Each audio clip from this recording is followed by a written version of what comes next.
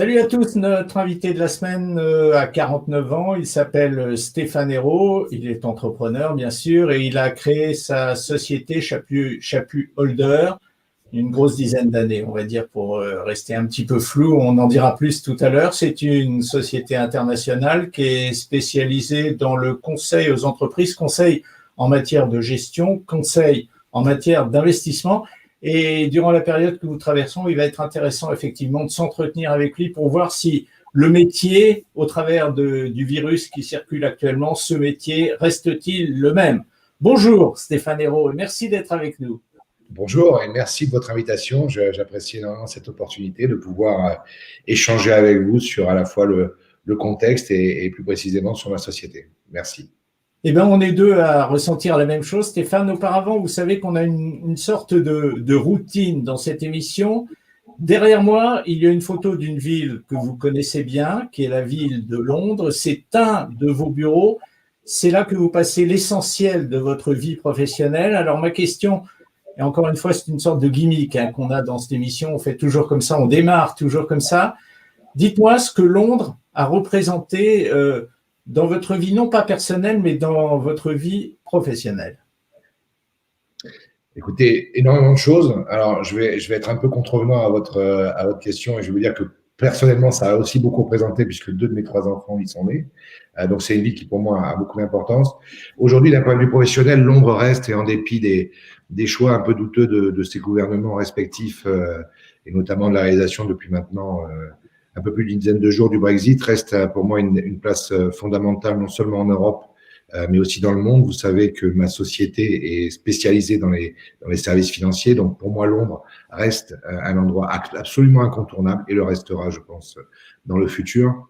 Il y a un vrai dynamisme aujourd'hui dans cette ville qu'il n'y a pas forcément dans les autres bureaux dans lesquels nous sommes implantés. En dépit de Londres est probablement aujourd'hui une des villes qui est les plus durement touchées par la crise sanitaire, avec des restrictions qui sont absolument terribles, qui en fait reviennent à ce que nous avons tous vécu en mars dernier, mais qui en dépit de ça garde son dynamisme, garde sa capacité à aller de l'avant, à rester innovant. Et moi, ce que j'aime dans mon métier, à Londres particulièrement, c'est que le concept de l'innovation est véritablement partagé par tous les acteurs jusqu'aux régulateurs, puisque vous savez, la FCA, le PRA joue un rôle très important dans le dynamisme de la place financière, ce qui n'est pas forcément le cas des autres régulateurs. Ce qui s'est passé récemment sur la crypto-monnaie ou sur d'autres sujets montre que, contrairement à l'Angleterre, certains pays n'ont pas forcément des régulateurs qui poussent toujours dans le sens de l'innovation et du dynamisme de la place financière. On va reparler de ça tout à l'heure, Stéphane, parce qu'on a une demi-heure à parler ensemble. C'est plus vous qui allez me parler, j'espère, que moi en tout cas. Et on va commencer, si vous le voulez bien, par l'historique de votre métier, non pas de conseiller en finance, de votre métier d'entrepreneur. Racontez-moi l'histoire de Stéphane Hérault, entrepreneur. Écoutez, c'est une histoire qui, je pense, est d'abord une aventure humaine. C'est une question de rencontre. J'ai souvent l'occasion de discuter avec des jeunes entrepreneurs, que ce soit dans les startups fintech ou même dans les métiers du conseil, qui se posent beaucoup de questions. Et la première question, souvent, est la question du choix des partenaires, de vos associés. Et là, j'ai une réponse qui est assez invariable, qui est de dire qu'aujourd'hui, il peut y avoir beaucoup de littérature qui peut être écrite autour de ce choix, mais véritablement, il y a 2 critères fondamentaux. Le premier, c'est l'intelligence. Il faut être avec des associés qui sont très intelligents. Et aussi, il faut être avec des associés en qui vous ayez confiance. Une fois que vous avez ces 2 critères remplis, vous êtes armé pour aller loin. Mais ça fait partie des choses qu'on va faire. On a avec un des fondateurs de Chaput, qui sont au nombre de 3, Patrick Buquet, on a pour projet d'écrire un e-book sur le sujet. On a déjà lancé notre premier e-book sur la vente, qui est en vente chez Amazon. Et la prochaine publication sera autour de l'entrepreneuriat, parce que je pense que c'est un sujet à la fois d'avenir et crucial pour la dynamique de l'économie, notamment française, mais qui soulève beaucoup de questions et sur lequel l'expérience joue un rôle très important. Alors, ça m'amène un petit peu à revenir sur quelque chose qui m'a marqué quand j'ai travaillé un petit peu sur la préparation de cette émission. Vous parlez de vos associés, des gens avec lesquels vous avez travaillé, des gens avec lesquels vous avez eu des idées. J'ai lu beaucoup de choses autour de vous, j'ai lu beaucoup de choses sur Chaput Holder. mais j'ai lu finalement très peu de choses sur Stéphane Hérault, comme si d'une certaine manière, la société cannibalisait sur l'homme qui l'a créé. Écoutez, c'est vrai qu'on n'a jamais vraiment donné la priorité aux individus par rapport au collectif. On est une société qui est extrêmement visible sur les réseaux sociaux, sur les publications, sur les white papers, dans des domaines très différents. Aujourd'hui, notre positionnement purement financial services, services financiers, pardon, nous amène à véritablement nous concentrer sur l'ensemble des problématiques clés. Et aujourd'hui, vous pouvez taper sur Google et chercher sur les sujets clés, vous trouverez, ou sur notre site directement, des papiers relatifs à tous les sujets chauds de l'industrie. C'est vrai qu'on est moins sur le positionnement de l'individu. Ça change un petit peu. Aujourd'hui, moi, j'ai une activité qui est assez intense sur les réseaux sociaux. On a publié un certain nombre de sujets. J'ai aussi dans mes équipes et dans mes associés des gens qui sont très visibles. Que je parlais de Patrick Buquet, mais j'aurais pu citer aussi Sébastien Meunier, qui sont régulièrement cités dans les classements des influenceurs les plus importants dans les domaines de fintech, d'insurtech. Donc ça change un peu, mais c'est vrai que et ça c'est vraiment l'ADN de Chapuis. Chapuis Alder, c'est une société qui a été construite sur un concept qu'on a emprunté à McKinsey, qui est le One PNL. C'est-à-dire que chez Chapuis Alder, il n'y a pas de discussion autour du PNL, on partage entre nous, on est fiers de travailler ensemble, on est convaincu que chacun a sa place et donc on s'évite tous les désagréments des comptes d'apothicaire. On partage une part à un homme.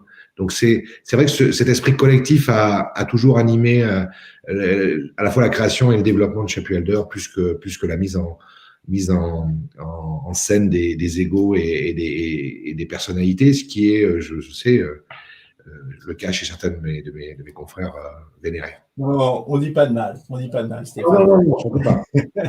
Il y a un autre aspect quand on lit des choses sur vous.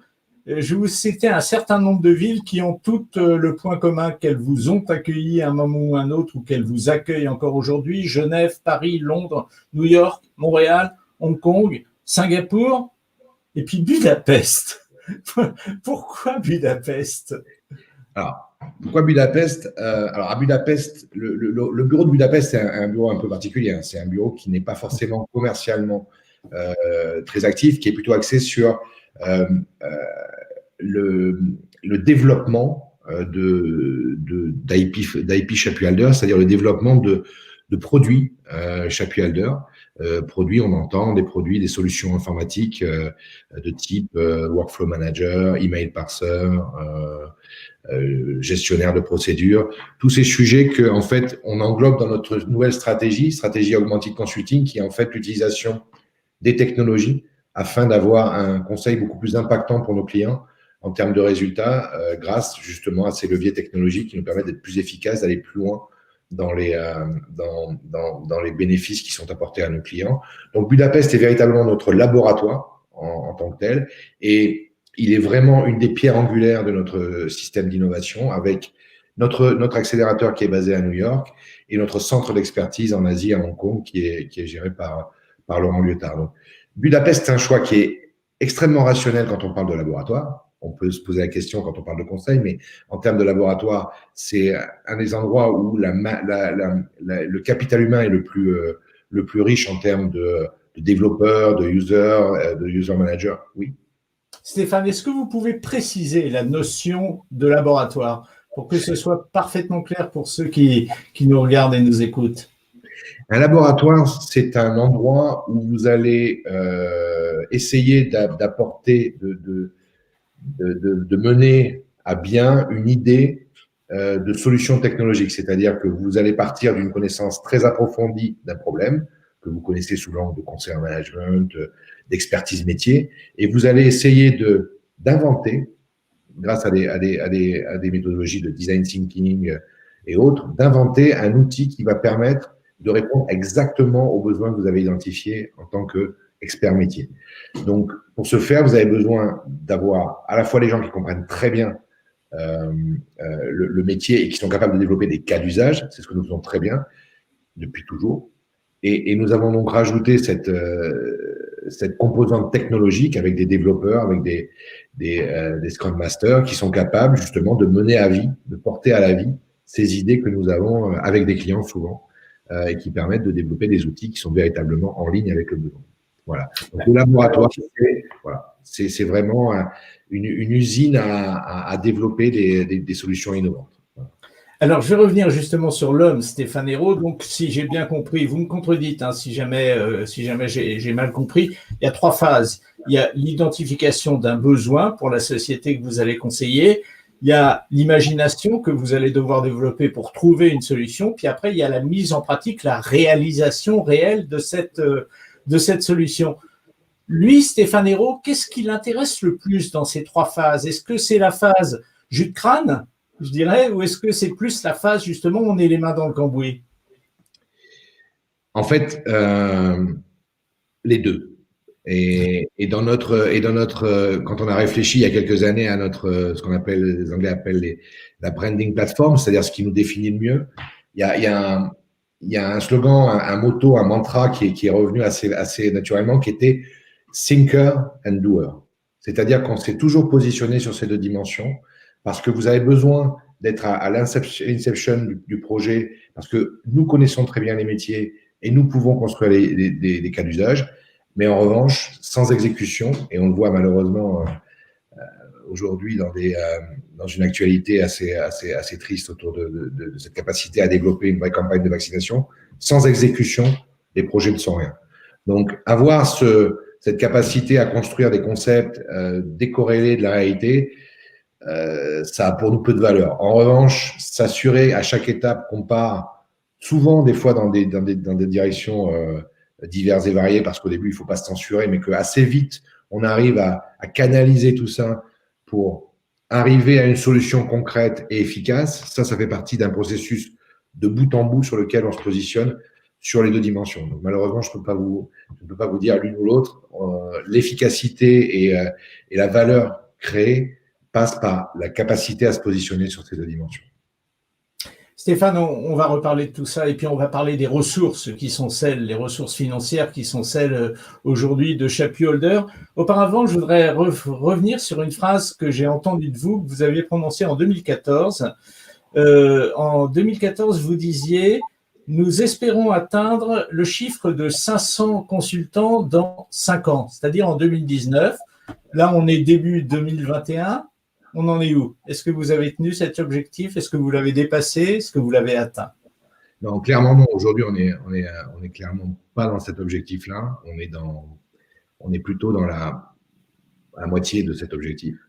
Pour des raisons diverses et variées. D'abord, on a connu des années de décélération, puis de Covid aujourd'hui, qui ont quand même frappé durement notre métier. Même si on y reviendra, j'imagine, on a su s'adapter et créer des vraies capacités de travail work from home en remote. Mais aujourd'hui, très clairement, le business plan sur lequel était fondé ce chiffre, qui était aussi, je dois l'avouer, dans une interview, un chiffre qui sonnait bien, était véritablement fondé sur des leviers de croissance qui ne sont pas apparus, des leviers d'acquisition externe, mais aussi de croissance organique. Donc non, aujourd'hui, il faut l'admettre, et je pense qu'un héritage, c'est l'ensemble de ces choses qui ont été délivrées ou pas délivrées. Sur la taille, l'objectif initial n'a pas été atteint, mais je préfère aujourd'hui me dire que en termes de capacité, de capital humain et de compréhension et de capacité à traiter les sujets, on est aujourd'hui dans la cible. C'est-à-dire que on avait un deuxième objectif sur lequel malheureusement l'interview n'avait pas repris l'objectif, qui était une couverture maximale du monde des services financiers, avec la dimension pays, la dimension sub-industrie, c'est-à-dire retail, enfin banque de détail, banque privée, asset management et autres, et aussi le sujet des différents key topics de l'industrie, la stratégie de croissance, les risques, la finance, la data science, la cybersécurité. Et sur ce sujet-là plus qualitatif, on est à l'objectif, c'est-à-dire qu'on couvre aujourd'hui, on est reconnu d'ailleurs par nos clients comme des experts très complets des financial services, couvrant tous ces domaines-là.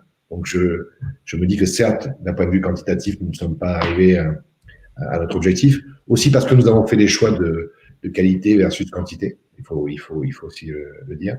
Mais d'un point de vue de la couverture des sujets, je pense qu'on est à la cible.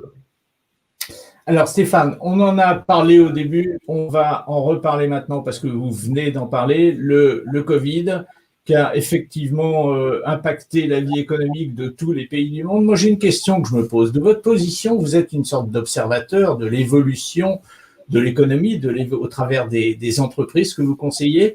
Dans cette période d'épidémie mondiale, de pandémie, quel est le réflexe des entreprises? Est-ce que c'est de se replier plus sur elles-mêmes ou est-ce que, d'une certaine manière, l'expression est peut-être impropre, mais c'est de conjurer le sort en continuant comme si tout était comme avant? Je pense que la volonté de la plupart des entreprises, quelle que soit leur taille d'ailleurs, hein, est véritablement d'aller de l'avant.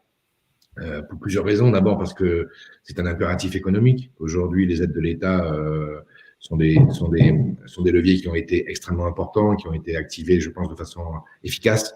On parlait de certaines choses qui ne le sont pas forcément, mais sur les leviers, je pense qu'on a réagi, notamment en France, mais aussi au UK, en Suisse, aux États-Unis. On a bénéficié d'un certain nombre d'aides.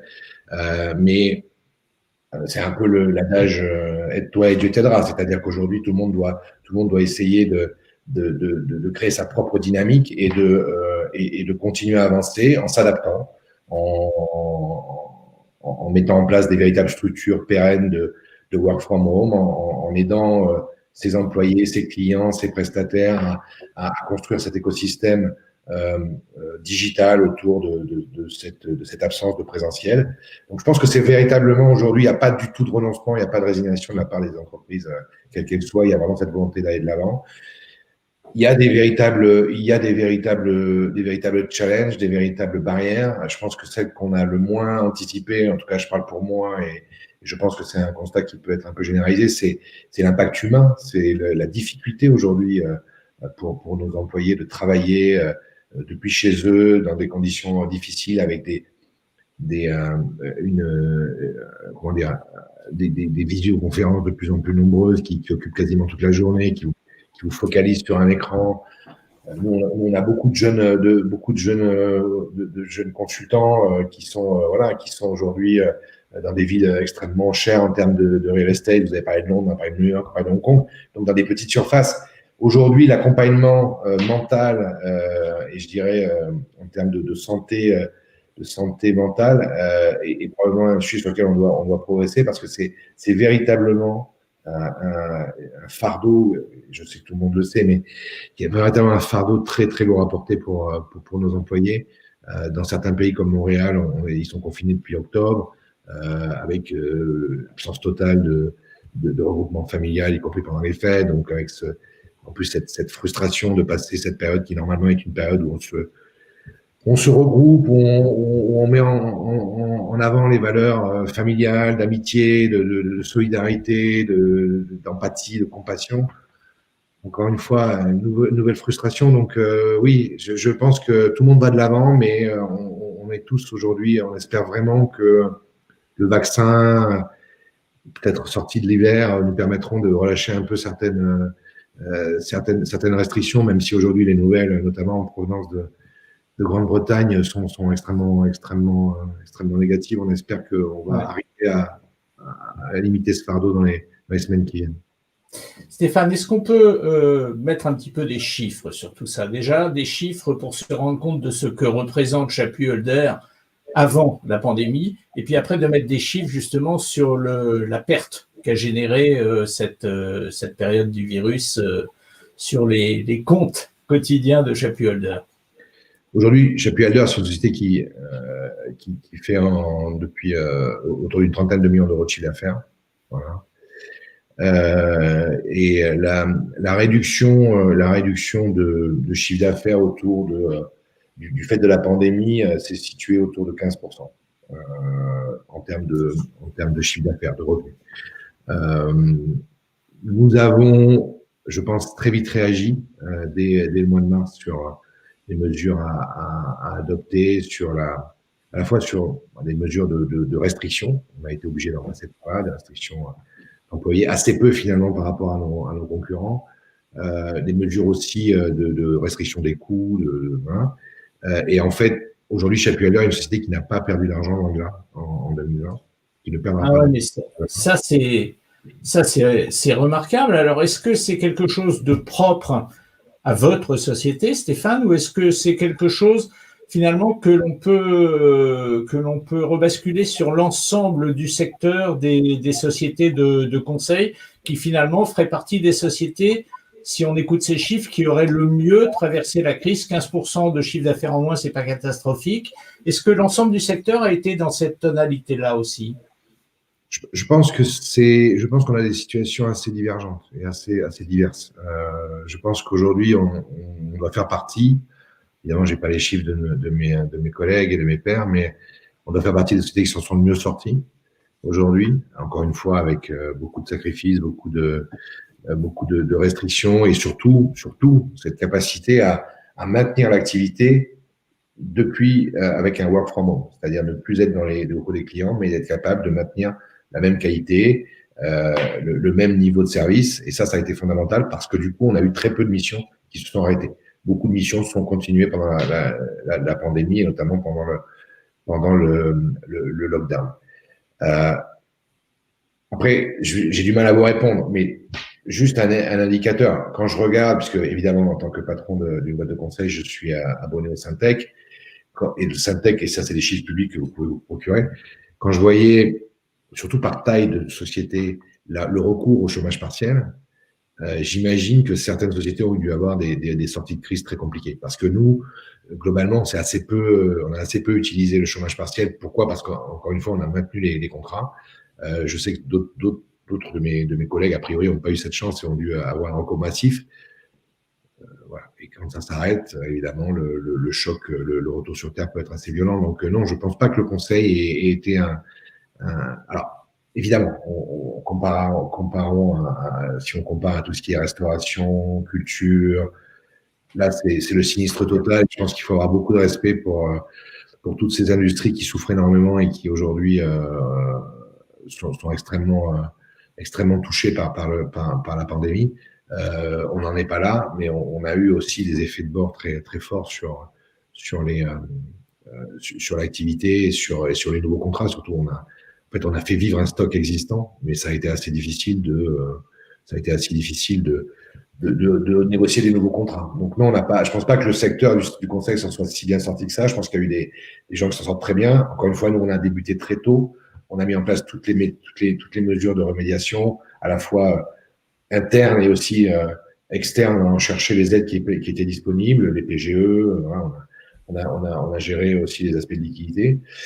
Voilà, aujourd'hui, on s'en sort bien. On a vraiment fait une bonne année 2020. Enfin, on a fait une bonne année 2020 dans le contexte du Covid, évidemment, moins bonne que les autres années, mais ça, malheureusement, c'était une évidence.